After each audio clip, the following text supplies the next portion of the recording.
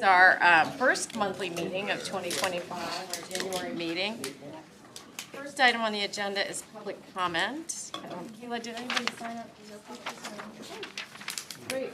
We'll move on to the meeting minutes. Can I have a motion to review, or a motion to approve our December 3rd regular meeting and our December 10th, actually our December 3rd special meeting and our December 10th regular meeting minutes? Does anybody have any comments? A motion for Mr. Weissenseal and a second from Mr. Standing. All in favor say aye. Aye. Aye. All opposed, same sign. That motion carries. Wonderful. Next item is a review of financial statements for December.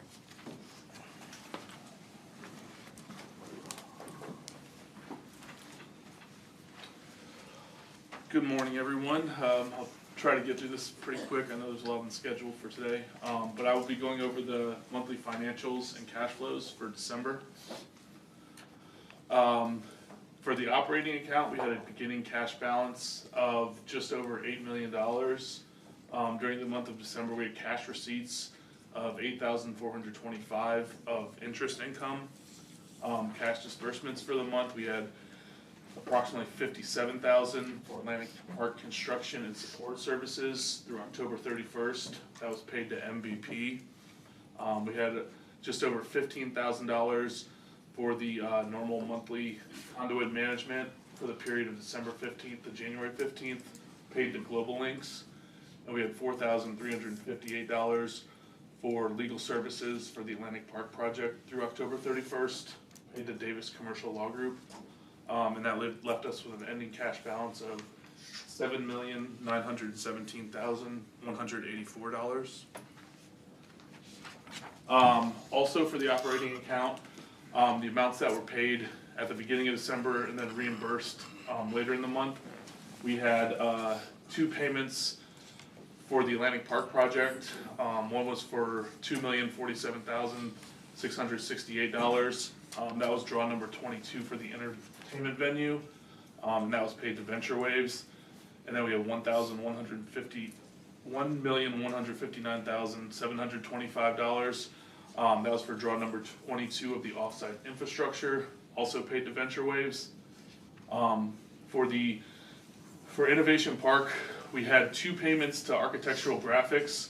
One was for $538,972. That was draw number 13 for offsite infrastructure work and development through October. And then we also had offsite infrastructure work and development fee that was paid through November 30th, 2024.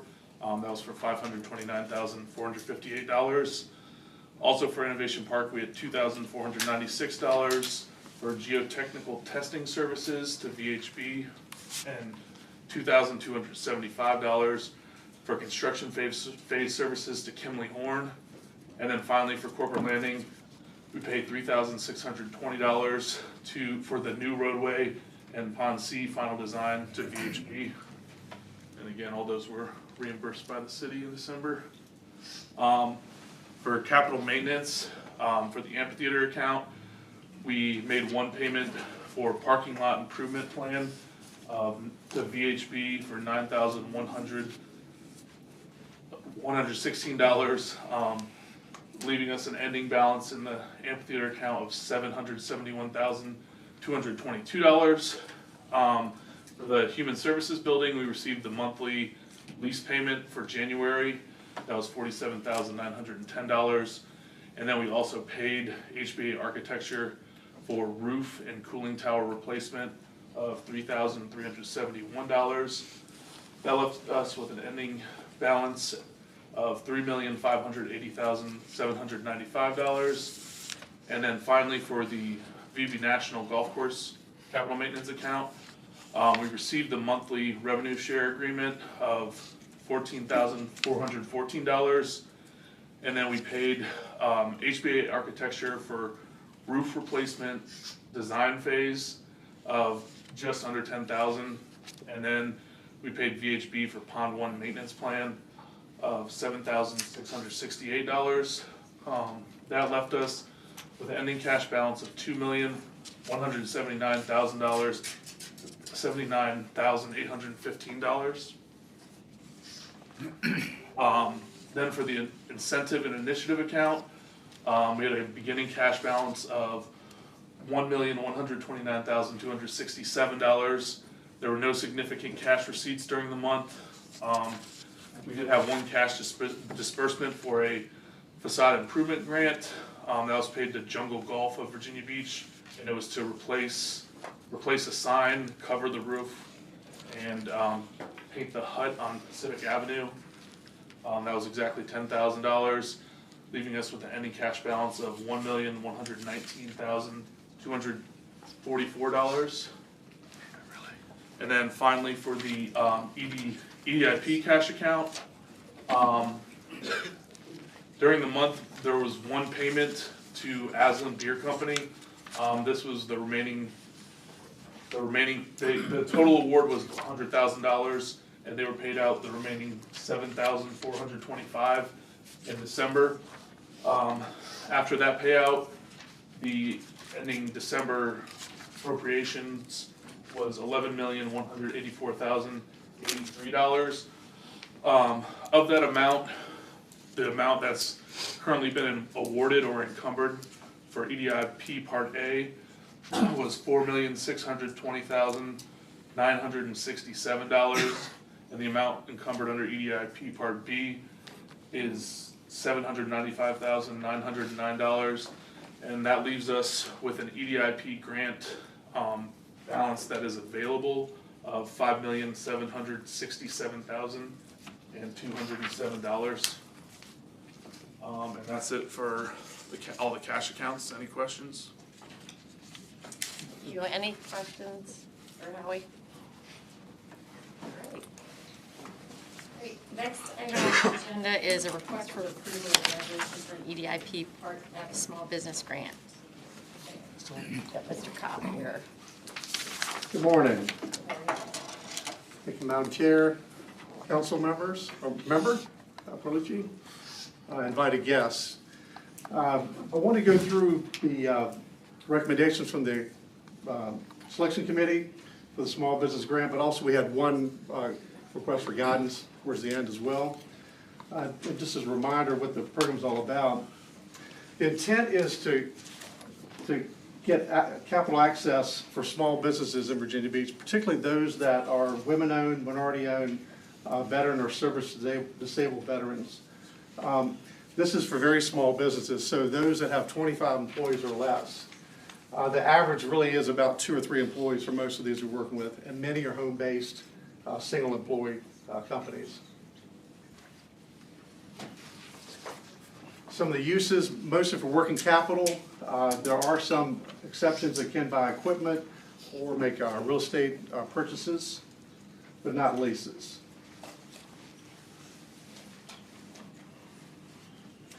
So some of the qualifications, they have to be in business in Virginia Beach at least 1 year. They have to prove that with a Virginia Beach business license.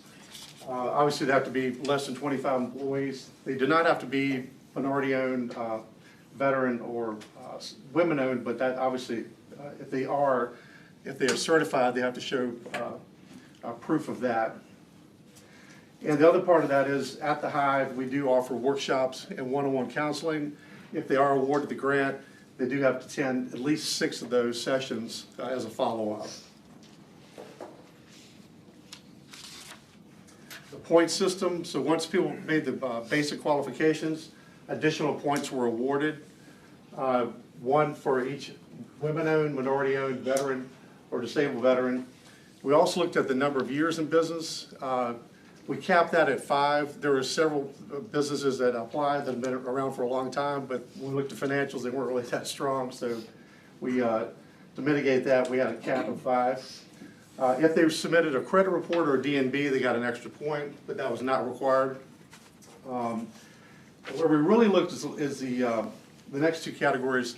What was their business plan? What was their strategic plan? What did that look like?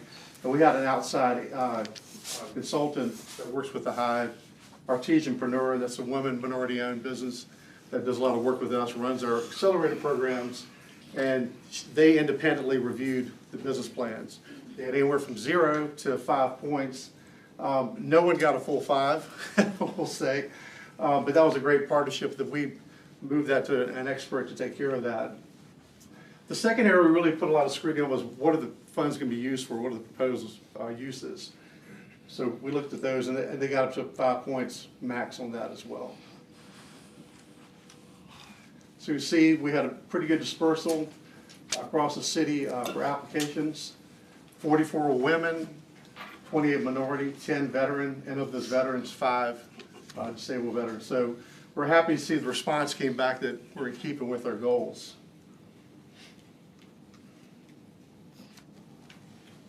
So here are the recommendations. These 16, and I'll very quickly go through the different companies, what they do and what they're requesting.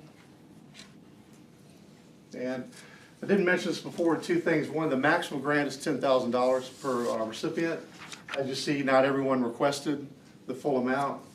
Secondly, this is a reimbursement grant, it's performance, so we won't pay until after the fact, and we have to have verification that they spent it exactly on what they proposed to do. Security Scholars, they are a women-owned veteran training company. They work mostly with businesses and nonprofits, and they're looking to increase their marketing reach online. Great company, also women-owned, minority, and a veteran. And they do professional development and training, management training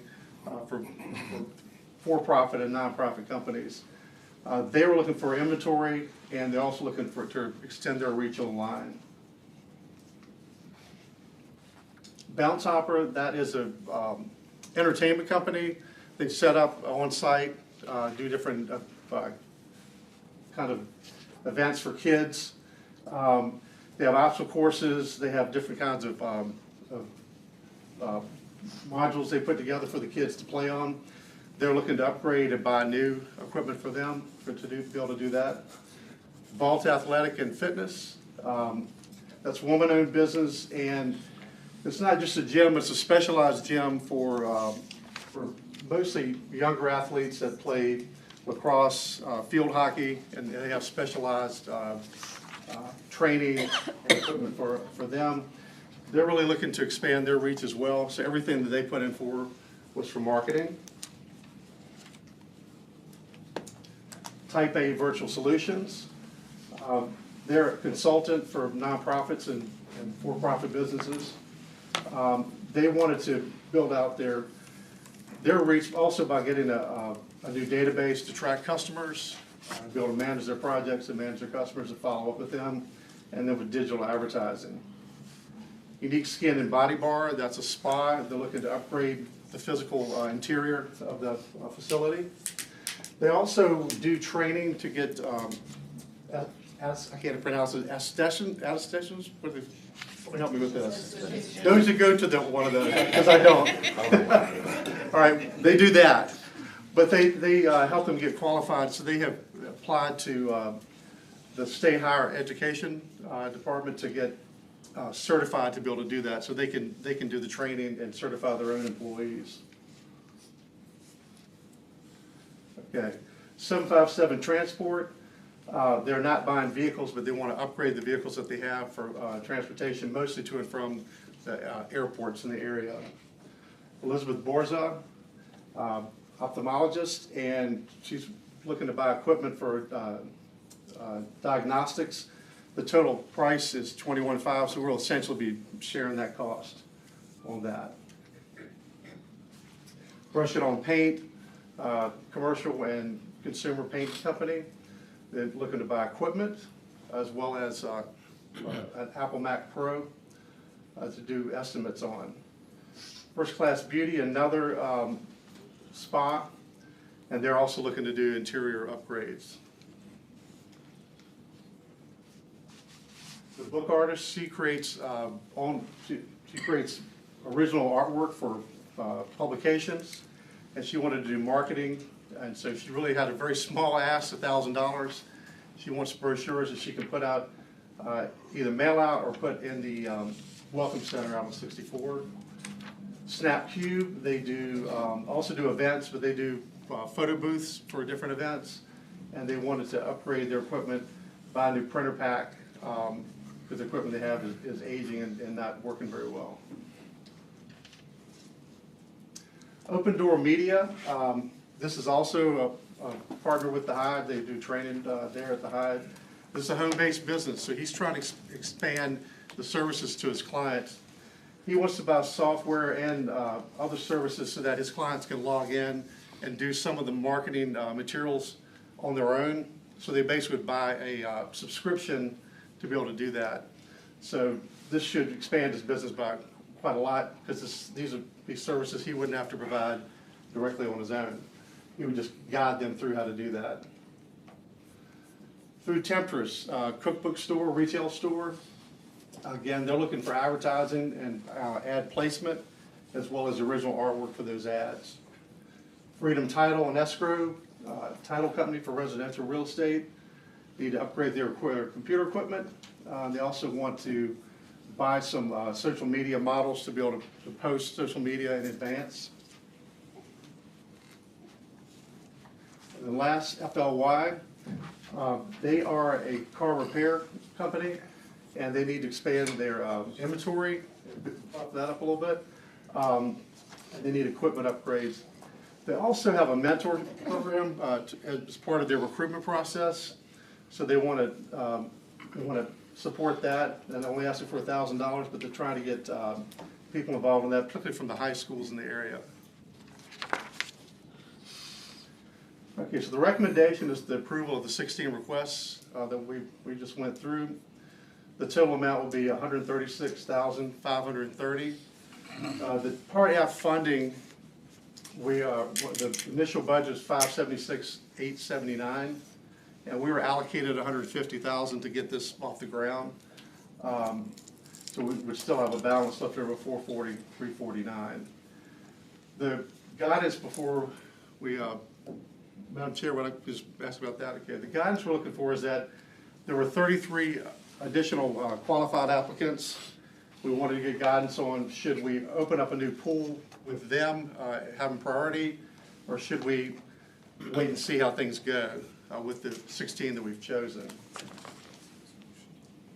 Yeah, and I think that would be two separate things, but question, the Part F initial funding, was that specifically earmarked by council for these small business Just 150. grants? Okay.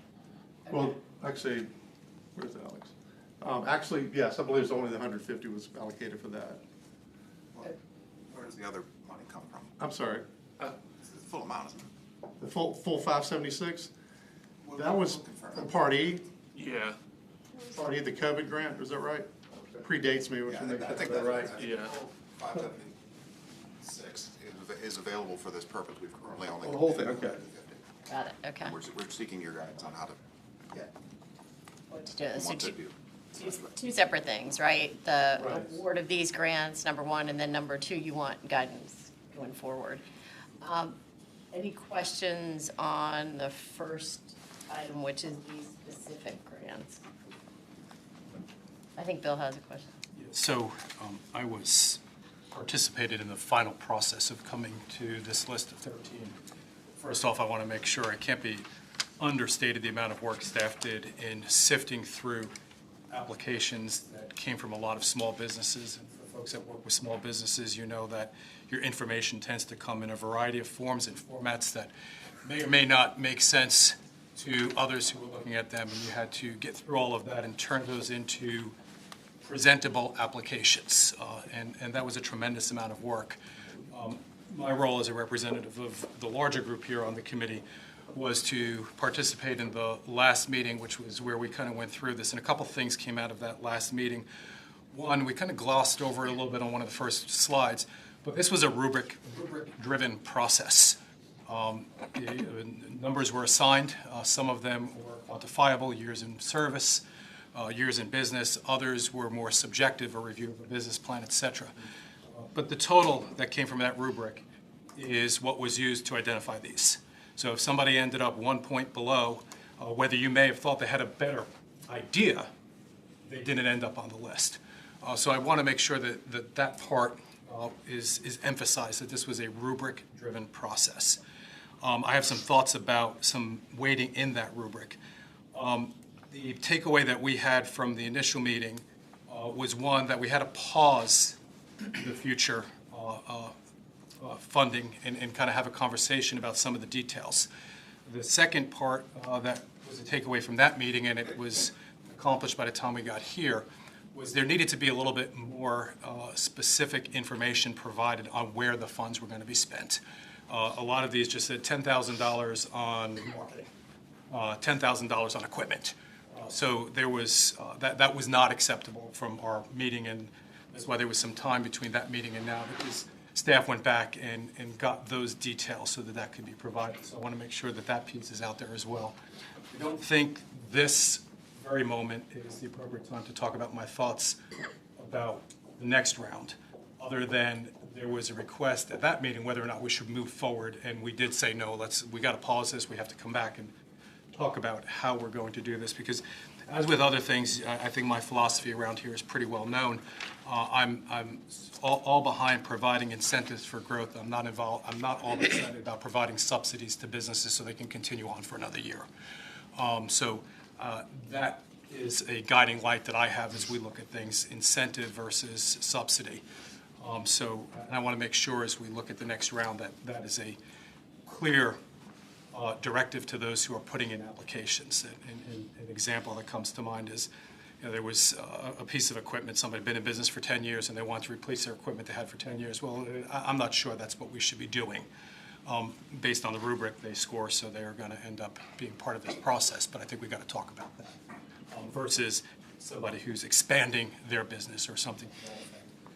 The list, again, was rubric-driven, and I do support the list because of the process we had.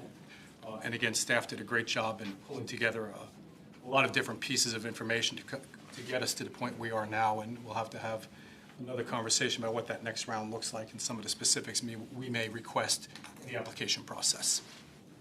Okay, so thank you, Bill, for that. Thank you for serving on that committee. Any other comments or questions about the initial or the first round of awards and any of the recipients?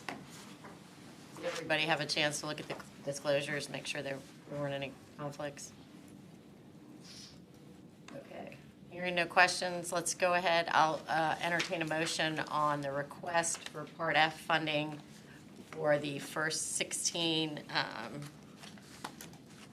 award recipients who are listed in the presentation that was provided.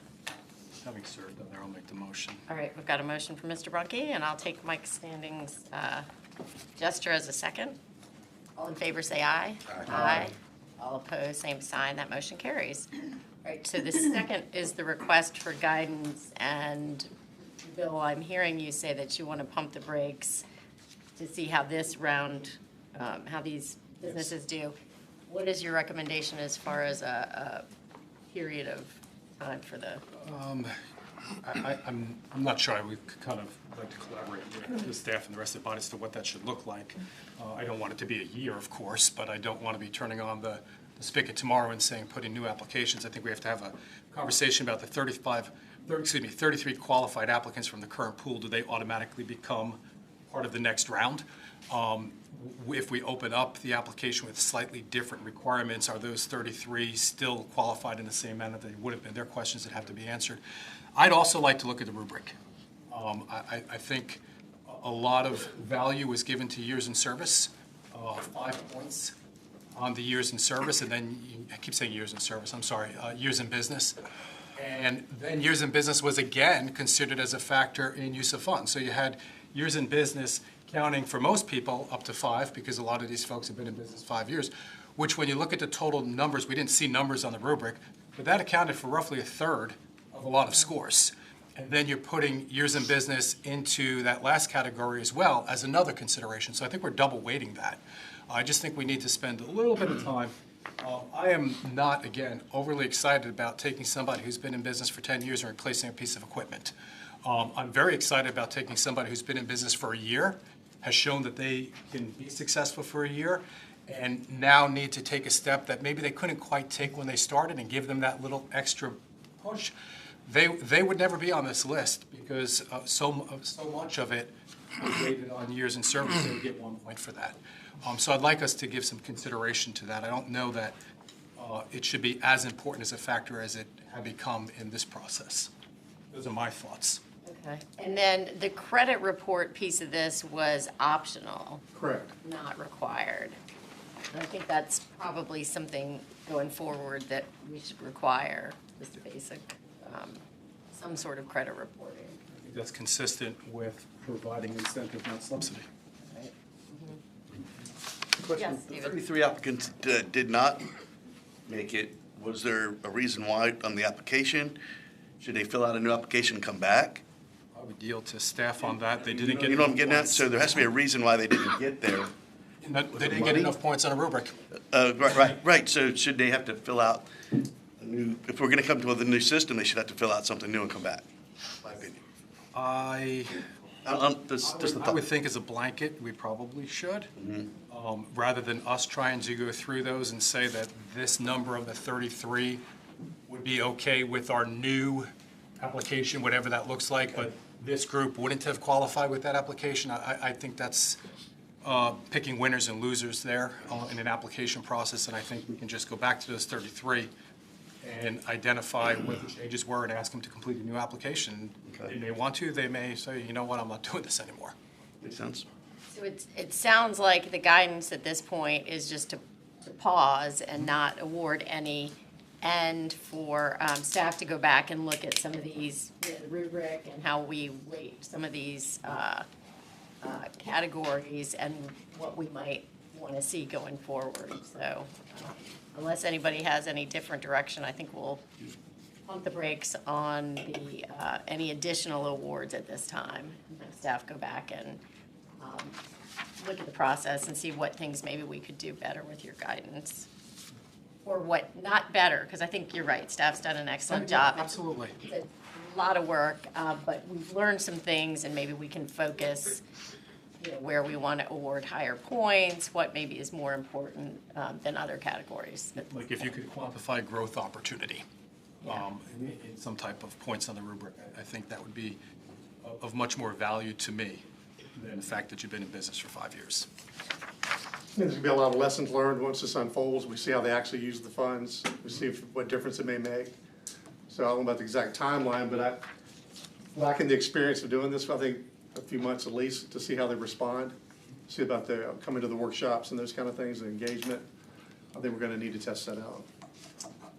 Sounds like we're going to wait and see at this point. Very good. Thank you. All right, thank you so much for all of your work on this and staff as well. The next item on the agenda is request for approval of a resolution revising or clarifying a prior EDIP award. Good morning, Councilmember Bellucci, Madam Chair, members of the authority. Bringing you one of two items for Sanyo today. The first being the recommendation for a revision for their EDIP that was approved in 2022. What are the disclosures for Sanyo? So as a refresher, Sanyo is a specialty type stamping manufacturer from Barcelona, Spain. They selected Virginia Beach as their North American headquarters in 2016. Phase 1 completed in 2018. The Phase 2 expansion just completed in August of 2024, primary customers being the automotive industry. So back in 2022, there was a retention effort for Sanyo for their Phase 2 expansion as well as future Phase 3. Two items, one of which was a land swap for a Miller Group owned parcel with corporate landing. But the second item that this is covering is BBDA approved a $350,000 EDIP back in 2022. $230,000 of that was for capital investment, which included personal property and a specialty build-out. $120,000 of that was for job creation, 40 new jobs at an average salary between $50,000 and $75,000. As a refresher, again, their Phase 2 completed in August 2024. That's a look at the building on the left. So in our conversations with Sanyo, we did learn that the additional loading dock area in the rear of Phase 2 had been added. And we learned that in prior conversations and negotiations with leadership, Support from the city had been requested to build a road behind the rear of Phase 2, which would support Phase 2 operations, and then eventually Phase 3. So they were expecting city support from that. We have relayed to them that the cost of that road construction would be at Sanyo's expense to coordinate with the Miller Group. However, noting that capital investment costs for Phase 2 were higher than projected, we were looking at creative ways to still support. So our recommendation is to revise their EDIP grant that was approved in 2022, that $350,000 would all be for capital investment, which would hopefully afford a higher degree of distribution, and then also a one-year extension on the EDIP grant to July 2026. Okay, so previously it was for capital and jobs, and now, because the capital side is gonna be so much higher, it's just capital And investment. it affords them the ability to pursue that road construction on their own expense with Miller Group, knowing that they could count that towards capital investment with EDIP. But there, to clarify too, with that $350,000, that's already pledged to Sanyo, so it's at no additional expense to the Development Authority. So it's already encumbered. That's correct. And we talk about a road, I mean, I would assume a driveway would work, and on whose property? It's on Miller Group's property, being leased by Sanyo. What's the total invest they have now? So in order to meet, if we switch it to all capital investment, in order to meet a full payout, it would be 8.75 million. Initially, it was projected at 5.5 million. Okay, any questions for Paige on this request? And then the one-year extension, because now they'll need more time to. It gives them the chance to pursue the road, and that wraps that up. Okay, I've got a motion from Mr. Franklin. Oop, a second from Penny Morgan. All in favor, say aye. Aye. All opposed, same sign. That motion carries. The second item is. Second item for Sanyo that we're wrapping up is related to their Phase 3 option agreement. The disclosures. So again, in July of 2022, another resolution that was approved by the Development Authority was related to terms for the Phase 3 parcel that Sanyo could expand onto. That consisted of 4 terms, three 5-year terms at Sanyo's option price at the appraised value at the time the option is exercised, Sanyo's ability to terminate in writing, and then direction that if they were still leasing from the Miller Group for Phase 1 and Phase 2, they were to assign the Phase 3 parcel to the Miller Group to develop. Sanyo's Phase 1 and Phase 2, the Sanyo's Phase 3 lot, and then where it is in conjunction to their Phase 2. Refresher. So in our conversations with Sanyo, so due to delays in the actual land swap, as well as staff transition, and no push from Sanyo, that option agreement never got executed under those terms. So as we're revisiting it, needing to wrap that up, Sanyo is objecting to language which assigns the Phase 3 parcel to Miller Group, and then as well, current staff, we have concerns about those 3 5-year options that were pledged to Sanyo. So we've been revisiting the length of the option. Sanyo, of course, so they have concerns about the length. They needed substantial time for business forecasting, for vehicle life cycles and obtaining new contracts before they could pledge what they intended to do with Phase 3. So the final recommendation that we're bringing to you for approval is an option agreement with 1 3-year term and then a 3-year right of first refusal. Additionally, we're removing any verbiage which directed the use of the specified developer, being the Miller Group. Paige, I have a question. If we had signed the option, when would that have been? Was it 24 or 23? 2022. So y'all approved that resolution in July of 2022. So after the resolution was approved, lawyers would have been executed the option agreement, so essentially would have taken effect in 2022, and it was a 15-year, essentially. So we would have been 3 years into it. 3 out of the 15. Any questions for Paige? So now we're going with a 1-year 3-year option and then a 3-year. Right of first refusal. Any questions for Paige? I like the first refusal added to it. Yeah, shorten the option. Right, because I mean, it's Really not an area where somebody else will move in. It's not front store, I mean, it's in the back. Right. But they might. All right. Hearing no other questions, I'll entertain a motion on the request that we grant an option with a 3-year term, with a 3-year right of first refusal, and no specification regarding the developer. Got a motion from Mr. Keplinger? Second from Mr. Weisensteele. All in favor, say aye. Aye. Aye. All opposed, same sign. That motion carries. Thank you, Paige. The next item is a request for approval of a resolution authorizing a sublease of the International Incubator, and that's Paige as well. The happy one.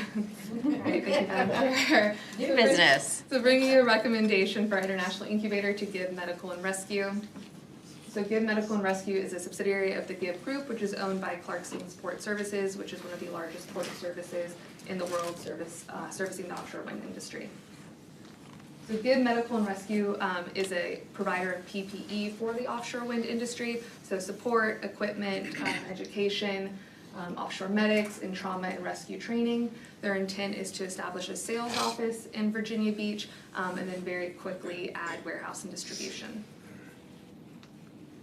As a refresher on your international incubator, you approved your first tenant in September of 2021, Chorus Intelligence, which expanded out into Town Center.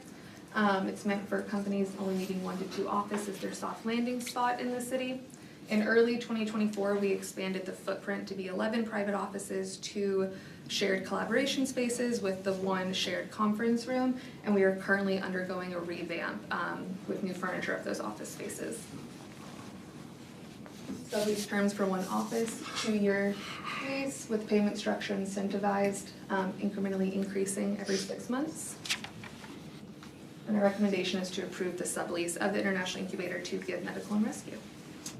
All right, any questions for Paige on this one? Hearing none, I'll entertain a motion on the request. Got a motion from Mr. Franklin? Second. I'll go with Mr. Parker on this one. All in favor, say aye. Aye. All opposed, same sign. Great, that motion carries. Next, we've got a review and a request for approval of bids for Virginia Beach National. This is for roof replacement from Pam. Good morning, Madam Chair, members of the board. I am coming to you today to talk to you about the Virginia Beach National Golf Course roof bid replacement. So here are the disclosures for the contractor that was the lowest bidder. A little bit of background about the property.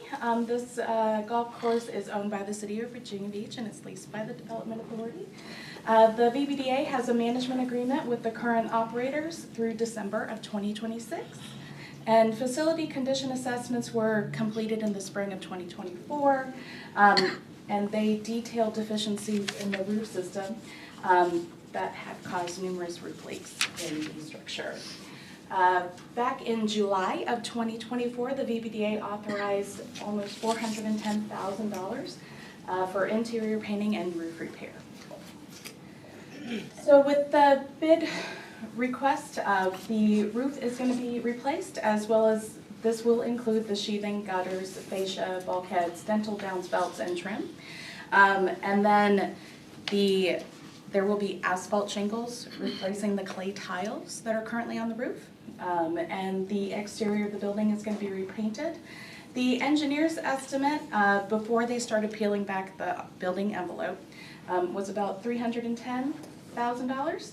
And then with the bid documents that were put out for public advertisements, the pre-bid meeting was held November 26, 2024, and the bids were open December 19th of 2024. And the lowest bid came in from Integral Contracting LLC for $170,000 to complete that work. And that's because when they did peel back the building envelope, there was not a lot of the structural damage that we were anticipating with that original estimate. So the recommendation that we have is to approve the lowest bid of $170,000 for Integral Contracting to complete the necessary repairs of the roofing system. That's great. Any questions for Pam? I would say it's rare that the bid comes in below what we thought it was going to be by that much. That's I'd say so. That's a great thing. Fingers crossed it holds. Eric, did you have Have we one? looked into these guys at all? Do we know that they're legit? Do they have a track record? Vetting them. Lowest responsible. They have passed all of the checkpoints that all of the bids go through with the public bidding process, with SWAM and with legal. Okay. So we still got $200,000 to paint now. So now let's talk about, before we move forward with the interior. All right, so I will entertain a motion on the request to award the bid of $170,000 based on our prior authorization to spend up to $410,000, excuse me. $410,000. So we're within budget on that. Motion for Mr. Franklin and a second for Mr. Brunke. All in favor say aye. Aye. All opposed, same sign. Great. So the next item. Okay, so the next that we're gonna talk about is the interior refresh. So when we did present back in July of 2024, we did ask for some money for interior painting. And now that we have saved, based on the reduction of anticipated costs for structural work, when we were looking at other items that needed to be done with the interior, we found some things that we would like to include with the interior refresh.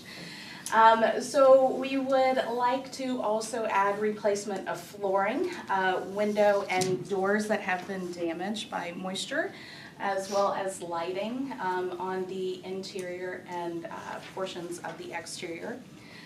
So we're requesting to use $180,000 in capital maintenance to address additional interior refresh items. And if we can get it out to bid, we're anticipating having the interior refresh completed in the spring of 2025. So right before everything starts to ramp up for the golf course. So right here, this is one of the main entryways into the golf course, and you can see the carpeting and the light fixtures on the interior. They're in need of some touch-ups. Right here in the center, this is the light fixture that you're gonna see leading into the building. And then the interior of the men's locker room area, we're gonna be replacing all of the paint in there. So we are asking for the additional funds to address some of the additional items in the interior refresh outside of painting. Any questions for Pam?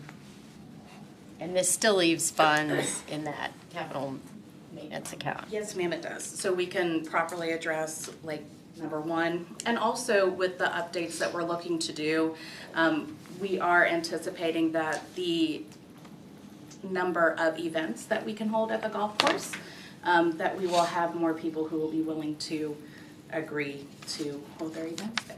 And we can utilize the additional funds coming in to address other concerns at the golf course as well. So this will make the interior look nicer, updated. It'll be less objectionable to people who want to hold events there, yes ma'am.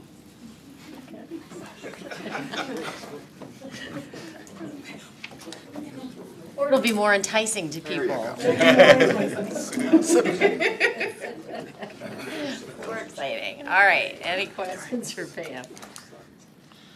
I'll entertain a motion on this request for the interior refresh so that we can bid out this work. Got a motion from Penny Morgan, second from Gunter Weissenseal, and this way, hopefully the work will be done by spring and we'll have lots of brides and others who want to have events here. All right. Got a motion and a second. All in favor say aye. Aye. All opposed, same sign. That motion carries. Thank you, ma'am. Next item is a request for approval of resolution authorizing the renewal of an outdoor cafe. Good morning, everyone. Good morning, Councilman Bellucci, Madam Chair, Deputy City Manager Garrett. I'm Roosevelt Granberry. I'm here to present the resolution for the renewal on Bravo Brio Restaurant. These are the disclosures here. A little bit about the company. It's an Italian restaurant. They have 12 locations across the United States. They're also located on Plaza Block Alpha which is approximately 20,286 square feet. On the left, you'll see an illustration of their outdoor cafe. On the right is the site plan. They also have an existing open-air cafe agreement, which is governed by the Town Center cafe regulations. The square footage is also 1,187 square feet with 40 seats. A little bit about the history. Their original agreement was executed for 428 square feet back in November 1st of 2004.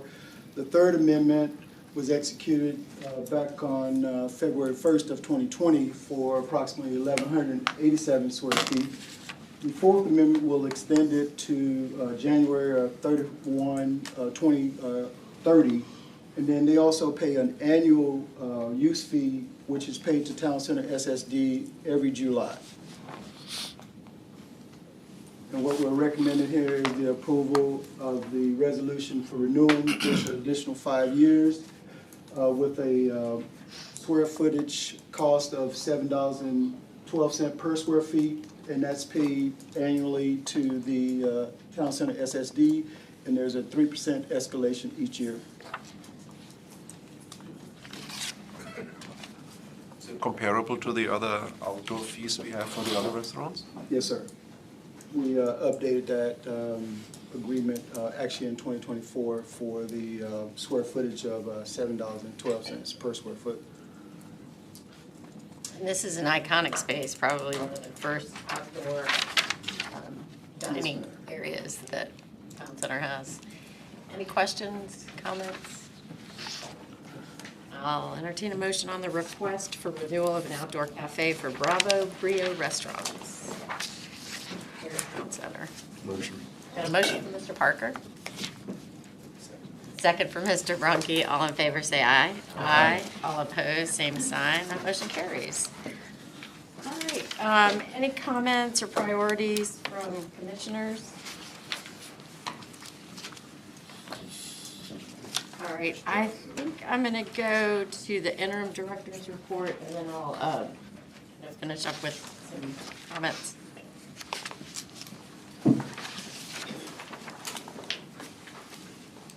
Good morning, Councilmember Berlucci, Madam Chair, members of the Development Authority.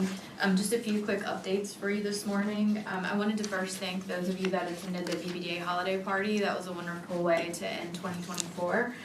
Later today, our staff and team will be providing a briefing to City Council on Innovation Park, the history of the park, the transformation of the park, and the existing businesses that are there today.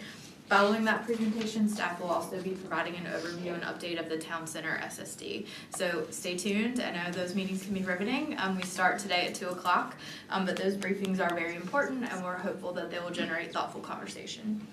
The CIP retreat for City Council is scheduled for January 27th and 28th at the Convention Center. So if you're interested in the CIP projects that have been briefed to City Council over the last few months, stay tuned for that discussion. As you all know, we are in the midst of the comprehensive planning process, and the Planning Commission has been holding a series of briefings regarding 2 chapters at a time. Their next scheduled workshop is January 30th. And once those workshops have concluded, there'll be other portions of public engagement. The plan will then be briefed to City Council, and we're anticipating an early spring adoption. We are looking forward to a very exciting 2025, and I'm happy to take any questions you may have. Any questions for Amanda? Thank you. All right, thank you. Just a couple items for me. One, an attendance reminder. Attendance is tracked on a calendar year basis, and commissioners can have no more than 3 unexcused absences in a calendar year. So keep that in mind as your schedule progresses. Also, everybody should have gotten an email from the clerk or the deputy clerk regarding their conflict forms that are due. I think it's the 1st of February every year. So we're all ready almost halfway through January. Put that on your to-do list to go through that form again.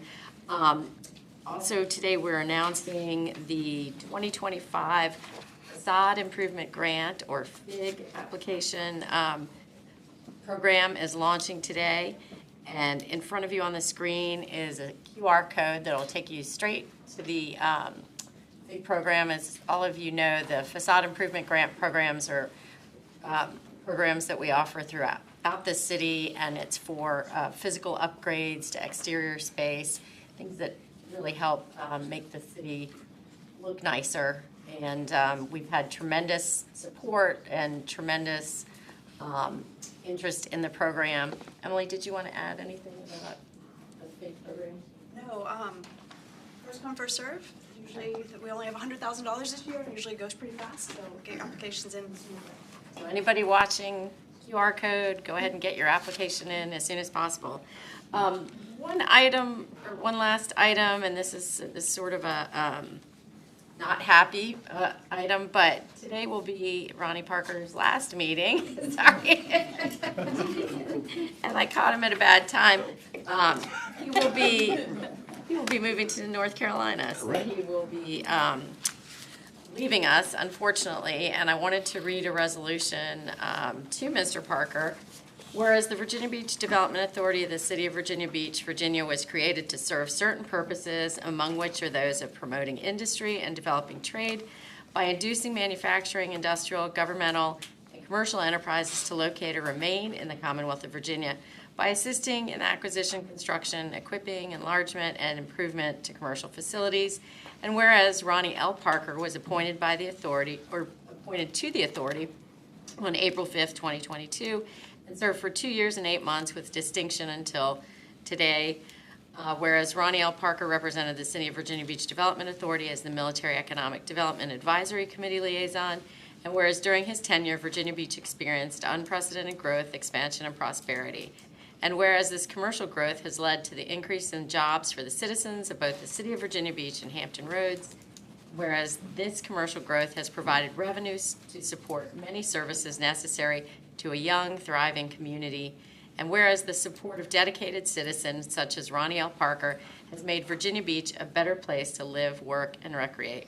Now, therefore, we, the City of Virginia Beach Development Authority, hereby recognize the invaluable service and contributions made by Ronnie L. Parker to the betterment of the City of Virginia Beach, in witness whereof I have hereunto set my hand and caused the seal of the Virginia Beach Development Authority, City of Virginia Beach, Virginia, to be affixed hereto this 14th day of January in the year of our Lord, 2025. And we have a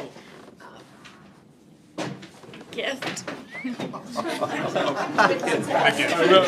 it up, bud. It was a gift, yeah. I want to present you with this. Thank you so much. So to remember your time with us on the development. Oh, I appreciate it so much. Thank you all.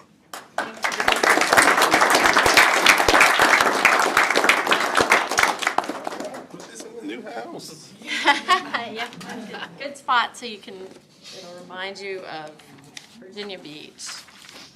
All right, I am going to ask for a motion to add an item to our closed session. So before we go into closed session, I need a motion to add an item, consultation with legal counsel, and that's in District 5. And I will add that to the formal motion to recess into closed session when the time comes. So, is that correct? That is correct, and then I would just, if we could get a motion in a second, vote to add it. And then I'll read it, okay. So motion for Mr. Franklin, second for Mr. Keplinger, so we will add consultation with legal counsel to our official closed session. If there's nothing else for the good of the group. Oh, sorry, I've got a motion and a second. All in favor, say aye. Aye. Okay, thank you, Bill. All opposed, same sign, that motion carries. Now, I will read the script.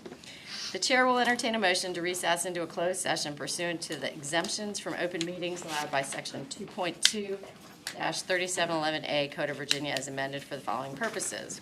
1, publicly held property. Discussion or consideration of the acquisition of real property for a public purpose or the disposition of publicly held real property where discussion in an open meeting would adversely affect the bargaining position or negotiating strategy of the public body pursuant to Virginia Code section 2.2-3711A3, and that pertains to districts 2 and 3. 2, prospective business or industry. Discussion concerning a prospective business or industry or the expansion of an existing business or industry where no previous announcement has been made of the business or industry's interest in locating or expanding its facilities in the community pursuant to Virginia Code Section 2.2-3711A5 that pertains to District 5. Contracts, discussion of the award of a public contract involving the expenditure of public funds, including interviews of bidders or offers, and discussion of the terms or scope of such contract, where discussion in open session would adversely affect the bargaining position or negotiating strategy of the public body pursuant to Virginia Code Section 2.2-3711A30, and that pertains to Districts 1, 2, 3, 4, and 5. And then, based on our motion, I will add consultation with legal counsel pertaining to its actual or probable litigation where such consultation or briefing in an open meeting would adversely affect the negotiation or litigation posture of the public body pursuant to Section 2.2-3711A7, and that pertains to District 5. And 2, consultation with legal counsel employed or retained by a public body regarding specific legal matters requiring the provision of advice by such counsel pursuant to Section 2.2-3711A8, and that also pertains to District 5. So we'll have a motion, a second, and then a roll call of vote. Move. A motion from Mr. Runke, a second from Penny Morgan, now a roll call. William Runke. Yes. Taylor Franklin. Yes. Donna Horsley. Eric Keplinger. Yes. Penny Morgan. Yes. Lisa Murphy. Yes. Ronnie Parker. Yes. Mike Standing. Yes. David Weiner. Yes. Dr. Weisenhuel. Yes. We'll take that.